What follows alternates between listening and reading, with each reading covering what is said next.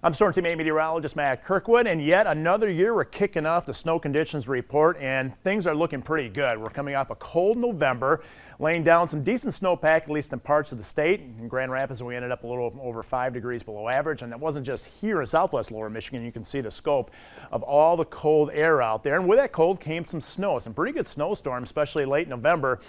Snow cover most significant across the UP, not very unusual. But 20 plus inches in some spots, especially right along the Lake Superior shoreline. Unfortunately, at least for snowmobilers, there's really not enough snow across the lower Michigan to take advantage of. Remember, you have to set that base before you can really hit those trails. Don't even worry about lower Michigan. We don't have any decent snow out there. You can see only 4 inches in the Traverse City area, 3 inches in Gaylord. Now Waters just outside of Gaylord, they're looking at 7 inches there, but still that is really not enough. You have to cross the bridge and take advantage of the snow, especially in the central parts of the UP. Look at Newberry, look at Sault Ste. Marie, only 4 and 7 inches respectively. Paradise doesn't have that much snow yet either, but you can find it if you're willing to look and travel for it, especially in the central parts of the UP. The snow forecast kind of anemic this weekend. It doesn't look good, less than an inch of additional snow Friday right into this upcoming weekend. Unfortunately, we're actually going to melt a fair amount of snow, especially on Sunday. But don't give up hope. I wanted to show you the 10-day projection or forecast for snow, because next week we ought to see a system move through on Tuesday, which will give us a light system snow. And then behind it, the coldest air of the season wraps in, and that's going to ignite the lake effect snow showers. And you can actually see that throughout the lake effect belts area of northwest lower Michigan and especially across UP. This takes us right out through December 14th, the snow forecast. And this is a 10-to-1 ratio, and with Arctic air, we're likely to get much higher ratios than that, so that means more snowfall than really what this indicates. I just wanted to give you an idea.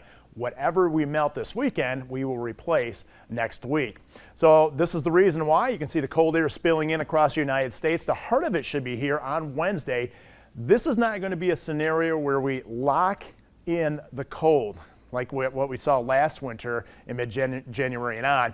This is going to just be a quick hitting shot of Arctic air, and already we start to modify temperatures next Thursday. Now, if you're heading out there, you would want to take advantage of the ski slopes this weekend or snowmobiling. Temperatures will be in the 20s over the snowpack for daytime highs, 30s off to the south. Sunday, probably not the best day. I would pick Saturday over Sunday, because you can see high temperatures everywhere across the state will actually be above the freezing mark. So we are going to freeze or actually melt some of that snow. Okay, temperature outlook. I wanted to show you this. This is from the National Weather Service, their December outlook. They have basically a blowtorch of warmth throughout the United States for December. It happened last year. We essentially went 50 days without any winter last year. I don't think that's going to happen this year. And if you saw our report, our snow forecast, or our winter outlook from Storm Team 8, it's going to be a healthy winter. So that's good news for any of you snow enthusiasts. We're looking at December temperature anomaly. This is from one of the forecast models. This is what I think is going to happen.